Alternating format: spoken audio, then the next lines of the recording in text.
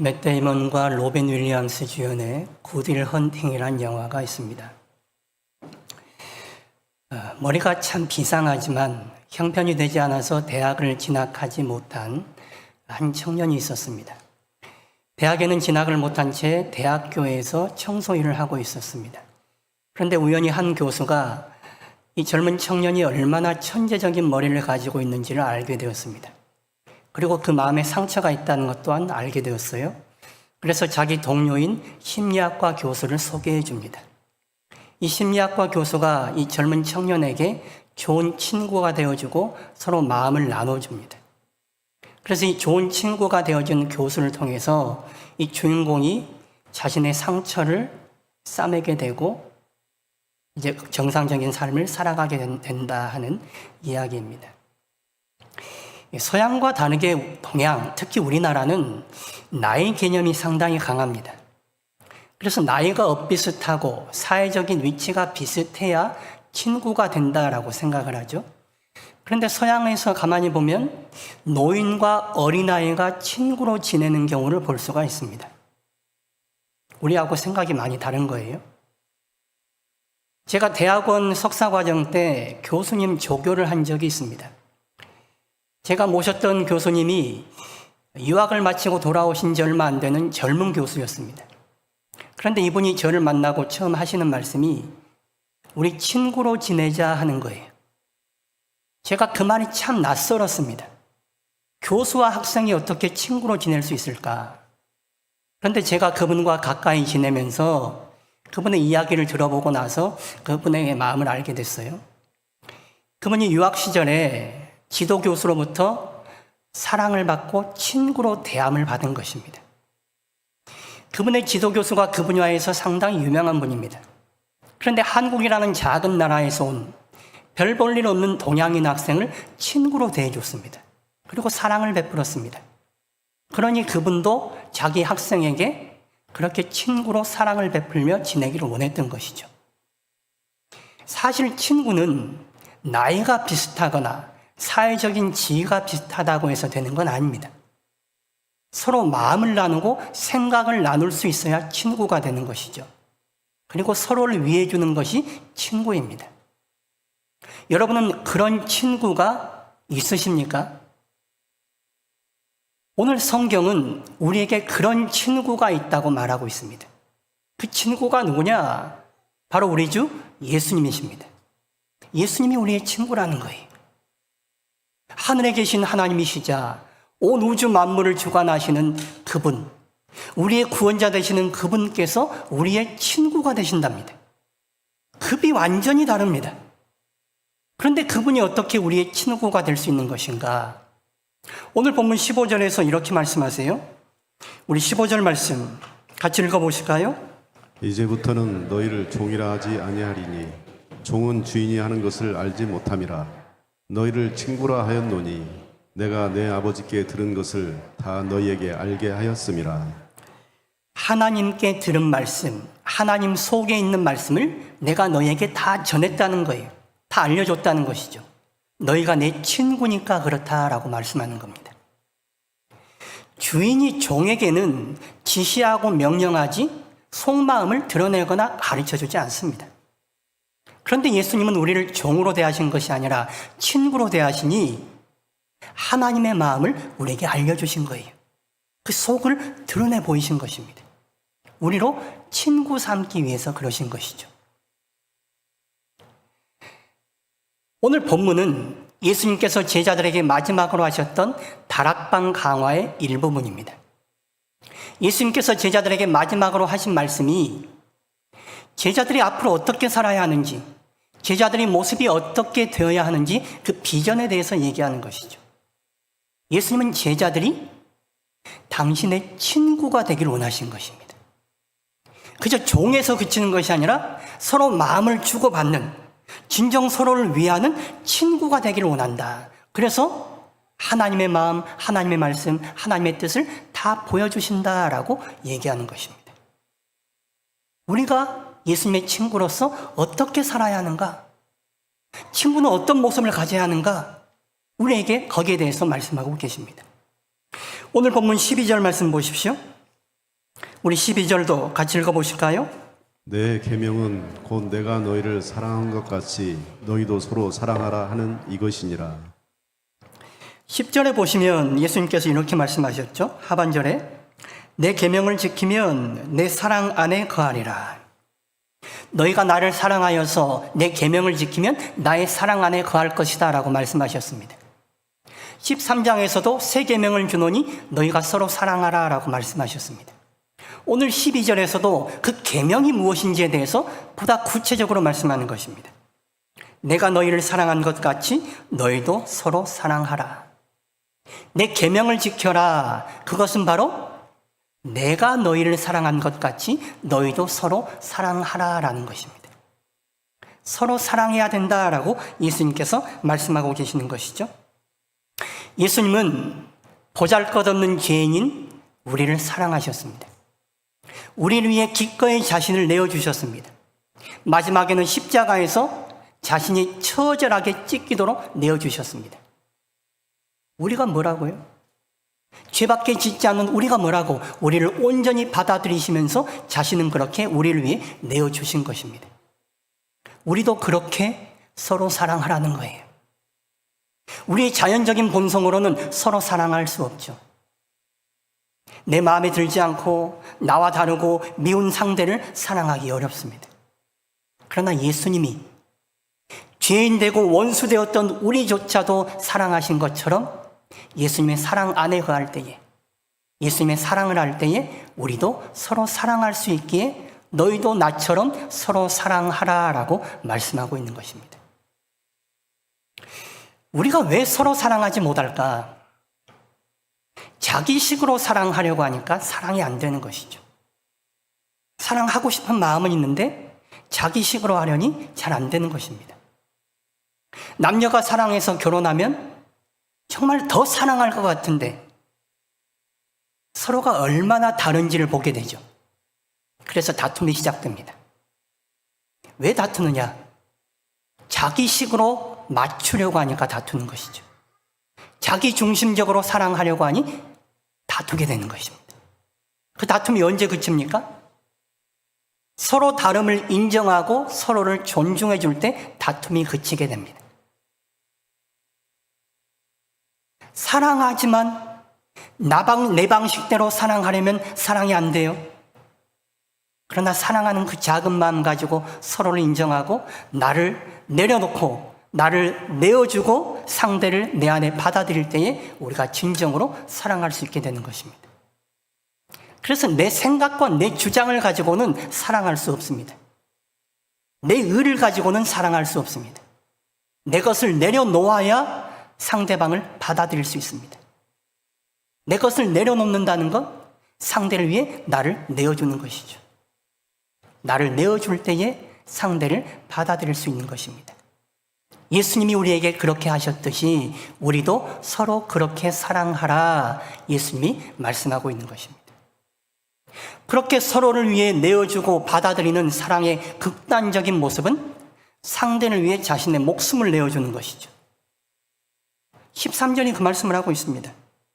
사람이 친구를 위하여 자기 목숨을 버리면 이보다 더 큰 사랑이 없다. 예수님이 우리에게 그렇게 사랑하셨죠. 예수님이 우리를 그런 친구로 대하셨죠. 자신을 온전히 내어주면서 친구인 우리를 위해 희생하신 것입니다. 우리도 그렇게 사랑하라는 거예요. 갈라디아서 5장 22절과 23절 말씀 보십시오. 우리 말씀 같이 읽어보실까요? 오직 성령의 열매는 사랑과 희락과 화평과 오래 참음과 자비와 양선과 충성과 온유와 절제니 이 같은 것을 금지할 법이 없느니라. 성령이 맺게 하는 9가지 열매 중에 가장 먼저 나오는 열매가 사랑의 열매입니다. 사랑, 원문을 보시면 아가페로 나와 있습니다. 친구 삼을 만한 괜찮은 사람을 사랑하는 필레오의 사랑이나 매력적인 이성, 끌리는 이성에게 가는 에로스의 사랑이 아니라 아가페라는 단어를 썼습니다. 아가페는 어디에 쓰는 단어였느냐? 예수님이 우리를 사랑할 때 쓰신 단어가 아가페입니다. 예수님의 사랑이 아가페의 사랑입니다.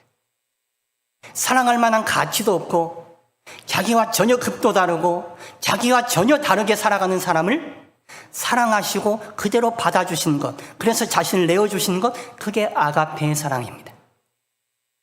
우리에게 요구하시는 사랑이 바로 그런 아가페의 사랑입니다.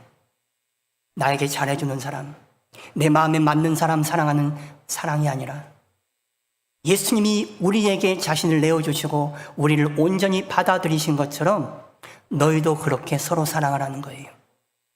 예수님 안에 있을 때에, 성령 안에 있을 때에 우리가 가장 먼저 맺어야 할 열매가 바로 예수님이 하신 그 아가페의 사랑을 맺어야 한다라고 말하고 있는 것입니다. 여러분은 어떤 사랑을 하고 있으십니까? 여러분은 무엇을 사랑하고 있으십니까? 돈을 사랑하고 세상 것을 사랑할 것입니다. 자기 자신을 사랑하고 자기 자식을 사랑하고 자기 마음에 가는 사람을 사랑할 것입니다. 우리는 그렇게 사랑합니다. 그런데 오늘 성경에서 예수님께서 말씀하시는 사랑은 그런 사랑을 넘어서는 사랑입니다. 예수님에 근거할 때에 우리는 예수님이 원하시는 아가페의 사랑을 할 수 있습니다. 자연적인 나의 본성으로는 나와 다른 사람을 사랑할 수 없지만 예수님의 사랑 안에 거할 때에, 예수님의 사랑에 근거할 때에 우리는 예수님처럼 내 자신을 내어주고 상대를 받아들이는 아가페의 사랑을 할 수 있게 되는 것입니다. 예수님이 우리를 친구 삼으신 이유가 거기에 있다라고 말씀하는 것이죠. 너희가 나의 친구이니 나의 친구답게 서로 사랑하며 살아가라라고 말씀하고 계신 것입니다. 14절에 보시면 이렇게 나오죠. 너희는 내가 명하는 대로 행하면 곧 나의 친구라. 내가 명하는 대로 나의 계명을 지켜 내가 너희를 사랑한 것 같이 너희도 서로 사랑하면 나의 친구가 될 것이다 라고 말씀하고 계십니다. 그러면서 이렇게 말씀하세요. 15절 말씀, 우리 15절도 같이 다시 읽어보실까요? 이제부터는 너희를 종이라 하지 아니하리니 종은 주인이 하는 것을 알지 못함이라. 너희를 친구라 하였노니 내가 내 아버지께 들은 것을 다 너희에게 알게 하였음이라. 내가 너희를 이제 종이라 하지 않고 친구라 하니 너희는 종이 아니라 친구처럼 살아야 한다라고 말씀하고 있는 것입니다. 직장에서 사장님이나 직장 상사는 아랫사람에게 자기 속마음을 드러내지 않습니다. 자기의 고민이나 속뜻을 아랫사람과 공유하지 않습니다. 자기가 진짜 마음을 나눌 수 있는 친구에게만 속뜻을, 속마음을 공유하는 것입니다. 그런데 예수님은 우리를 아랫사람이거나 종으로 생각하는 것이 아니라 우리와 대등한 친구라고 생각하시니 우리에게 속뜻을, 속마음을 공유하고자 하는 거예요. 내가 너희를 사랑한 것 같이 너희도 서로 사랑하며 살아가는 것, 이게 속뜻이라는 것이죠. 예수님이 우리에게 진정 바라는 것이라는 거예요. 그래서 너희도 서로 사랑하라, 그렇게 말씀하고 있습니다. 친구이니까 그것을 요구하는 것입니다. 이사야 41장 8절을 보시면 하나님께서 아브라함을 가리켜서 나의 벗이다 라고 칭하십니다. 나의 친구라는 거예요. 아브라함은 하나님이 말씀하시면 그 말씀을 붙잡고 살아갔던 사람이었습니다. 그 말씀 따라 순종하며 그 말씀 의지하며 살아갔던 사람이었습니다. 그런데 가만히 보시면 아브라함은 하나님께 많은 말씀을 들은 사람이 아닙니다. 하나님이 그에게 많은 것을 드러내지 않으셨어요. 그때는 하나님이 자신을 온전히 계시하지 않으셨으니까요. 우리보다도 하나님의 말씀에 대해서 잘 모르는 사람이었습니다. 우리보다 하나님의 말씀 많이 듣지 못했습니다. 그런데 하나님의 들은 그 말씀을 꼭 붙들고 살아갔단 말이에요. 그리고 하나님을 의지하고 순종하며 살아갔습니다. 그것이 하나님 보시기에 좋았기에 하나님은 그를 나의 친구다, 나의 벗이다 라고 부르시는 것입니다. 창세기 18장을 보시면 소돔성을 멸망시키러 가던 하나님의 천사들을 아브라함이 영접하는 모습이 나옵니다. 아브라함의 영접을 받고 나서 소돔성을 향해 갈 때에 하나님이 이렇게 말씀하세요. 내가 하고자 하는 일을 아브라함에게 숨기겠느냐? 그러면서 아브라함에게 소돔성을 멸망하러 갈 것이다 라고 말씀하십니다. 나의 친구이니 자신의 의도, 속마음을 그대로 공개하는 것입니다. 예수님이 우리를 친구로 여기시니 예수님의 속마음, 하나님의 뜻을 우리에게 공개하시고 드러내 주시는 거예요. 종이라면 그렇게 할 필요 없어요. 그냥 너 일방적으로 이렇게 하라고 말하면 되는 것입니다. 너 이렇게 사랑해. 그렇게 하면 되는 거예요. 그런데 예수님은 그렇게 하신 것이 아니라 내가 너희를 친구 삼았노니 너희는 나의 친구이니 내가 마음에 가지고 있는, 내가 너희를 친구로 대하고 사랑한 것처럼 너희도 서로 그렇게 사랑하며 살아가길 원한다라고 자신의 속뜻을 밝히고 계시는 것입니다. 하나님이 아브라함을 친구로 여기셨듯이 예수님은 우리를 친구로 여기십니다. 아브라함은 하나님의 말씀을 잘 믿고 잘 따랐던 사람이었습니다. 대단한 믿음의 소유자였습니다. 그래서 하나밖에 없는 아들 이삭을 제물로까지 내어준 사람이었습니다. 우리는 그런 사람들 아니지 않습니까? 아브라함의 믿음에 비하면 우리는 초라한 믿음을 가지고 있는 사람들입니다. 하나님 말씀을 안다고 하지만 순종하지도 못하고 하나님 말씀을 믿고서 하나님을 향해서 많은 것을 내어드리지도 못한 사람들입니다. 그런데 예수님은 그런 우리를 친구로 여기신다는 거예요. 우리가 아브라함의 반열로 올라간 것입니다. 이 얼마나 영광스러운 일입니까? 예수님이 우리를 그렇게 친구로 여기시고 친구로 삼으셨다면 우리는 그에 걸맞게 살아야 하는 것이죠. 예수님이 우리를 친구로 여기시면 그에 맞게 살아야 하는 것입니다. 친구를 보면 그 사람을 안다라는 말이 있어요. 사람들은 예수님을 볼 수 없습니다. 예수님을 모릅니다. 그러나 예수님의 친구인 우리를 보며 예수님을 평가하고 판단하는 것입니다. 예수님은 우리를 친구 삼으시고 우리를 통해 세상에 당신을 드러내시는 거예요. 여러분이 모습이 어떠하느냐에 따라 세상은 예수님을 판단하는 것입니다. 예수님을 보게 되는 거예요. 여러분이 예배당에 나와서 조용히 예배드리는 모습이 여러분의 진짜 모습이 아니라 여러분의 삶의 터전에서의 모습이 여러분의 진짜 모습입니다. 가정에서의 여러분의 모습, 일터에서의 여러분의 모습, 동네에서의 여러분의 모습, 세상에서의 여러분의 모습이 진짜 여러분의 모습입니다. 여러분은 어떤 모습으로, 어떤 사람으로 살아가십니까? 예수님은 오늘 우리에게 우리를 당신의 친구라고 말씀하십니다. 우리가 예수님의 친구라는 사실을 알고 이제 예수님의 친구로서 살아가야 하는 것이죠. 예수님의 친구이니 예수님은 우리가 예수님 안에 있어 예수님의 친구다운 열매를 맺고 살아가기를 바라시는 것입니다. 그래서 서로 사랑하라라고 우리에게 말씀하시는 거예요. 16절 말씀 보십시오. 우리 16절 말씀 같이 읽어보실까요? 너희가 나를 택한 것이 아니요 내가 너희를 택하여 세웠나니 이는 너희로 와서 열매를 맺게 하고 또 너희 열매가 항상 있게 하여 내 이름으로 아버지께 무엇을 구하든지 다 받게 하려 함이라.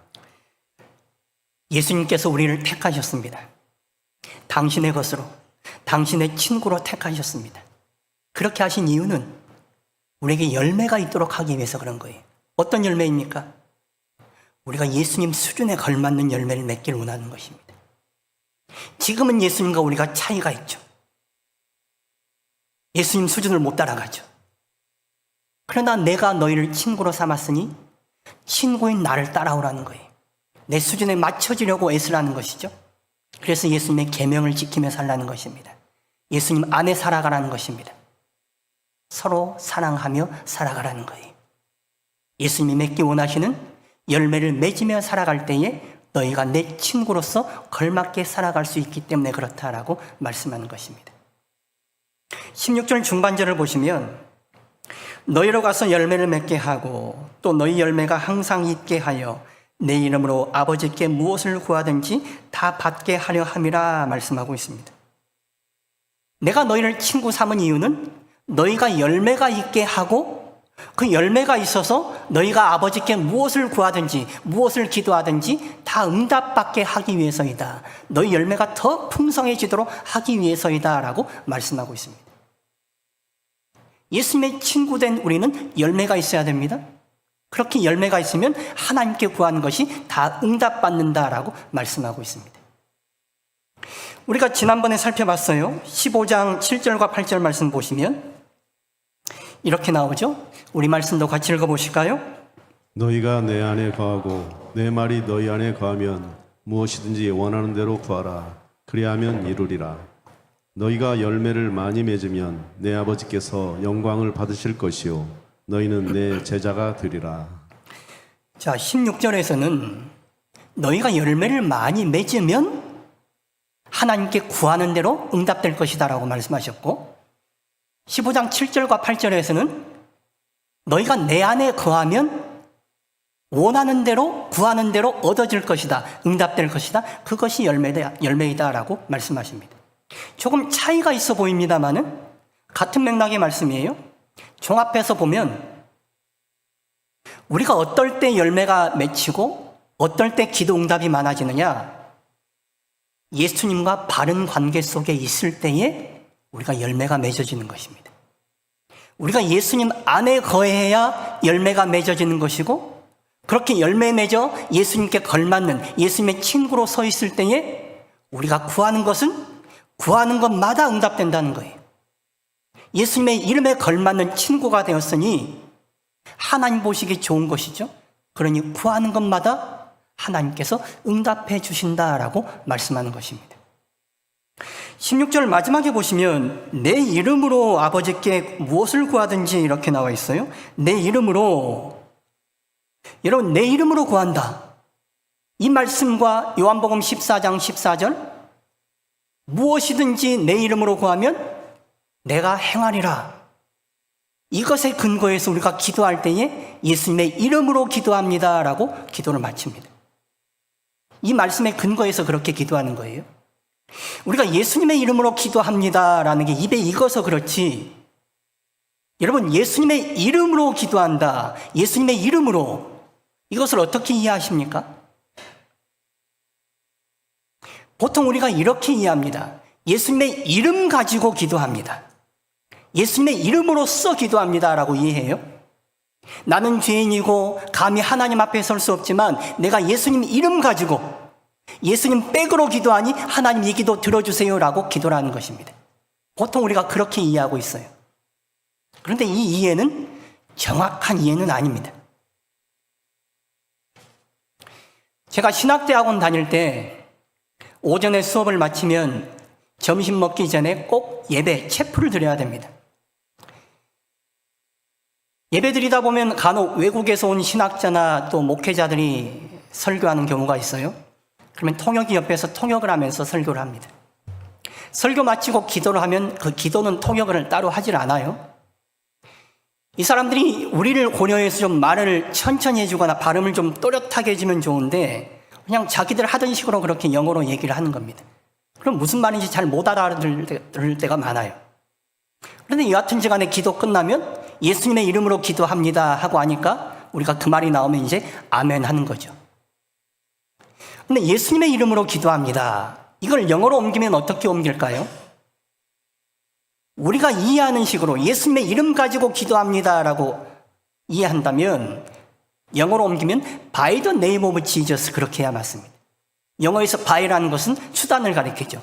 예수님의 이름 가지고 예수님의 이름에 의해서 예수님의 이름으로써 기도합니다, 그렇게 말하는 게 맞을 것 같아요. 그런데 영어로 예수님의 이름으로 기도한다는 in the name of Jesus입니다. in이라는 단어를 쓰는 거예요.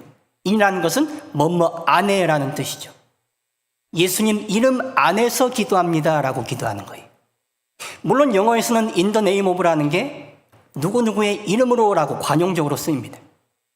그런데 헬라어 원문을 보면 이게 더 정확하게 나와요. 내 이름으로, 이걸 헬라어 원문을 보시면 엔토 오노마티 무 이렇게 나와 있습니다. 헬라어에서 n이라는 것은 영어의 in이에요. 뭐뭐 안에입니다. 다시 말해 내 이름으로라는 것은 내 이름 안에서라는 뜻이에요. 예수님의 이름으로 기도한다는 것은 예수님의 이름 안에서 기도한다는 뜻입니다. 애초에 성경을 번역할 때 이것을 예수님의 이름으로라고 번역하지 않고 예수님의 이름 안에서라고 번역했으면 우리가 기도를 더 정확한 의미를 가지고 명확하게 할 수 있었을 것 같아요. 우리가 기도할 때는 예수님의 이름 안에서 하는 것입니다. 다시 말해 기도는 예수님 안에서 하는 것입니다. 내가 기도하고 싶은 대로, 내 생각대로, 내 욕망대로 실컷 기도해놓고 마지막에 공식처럼 예수님의 이름으로써 기도합니다. 그러니 들어주세요. 이게 바른 기도가 아니라 내 기도 전체가 예수님 안에서 하는 것입니다. 예수님 이름 안에서 하니 예수님의 이름에 걸맞는 기도를 해야 되는 것입니다. 내가 기도하면서 깨닫는 거예요. 아, 내가 기도 잘못하고 있구나. 아무개가 진짜 미워 죽겠어요. 아무개 다리 몽둥이를 분질러 주시고 교통사고가 나게 하시고 사업이 망하게 해주세요. 그게 우리의 마음이에요. 우리는 처음에 그걸 가지고 기도해요. 뭐 아닌 것처럼 또 그렇게 보세요. 우리 속마음은 그렇잖아요. 미워 죽겠어요. 저 사람 한 대 때려주고 싶어요. 하나님이 때려주세요. 그런데 기도하면서 내가 예수님 안에서 기도하면 내 기도가 틀렸다는 걸 알게 되는 거죠. 예수님의 마음이 느껴지는 거 아닙니까? 그러니 내 기도가 고쳐지는 거예요. 기도를 하는데 내 생각이 고쳐지지 않는다? 기도 잘못하고 있는 것입니다. 기도는 우리를 예수님 안에 놓는 시간이에요. 내 안에 있고 세상 안에 있는 우리를 예수님 안에 놓는 시간입니다.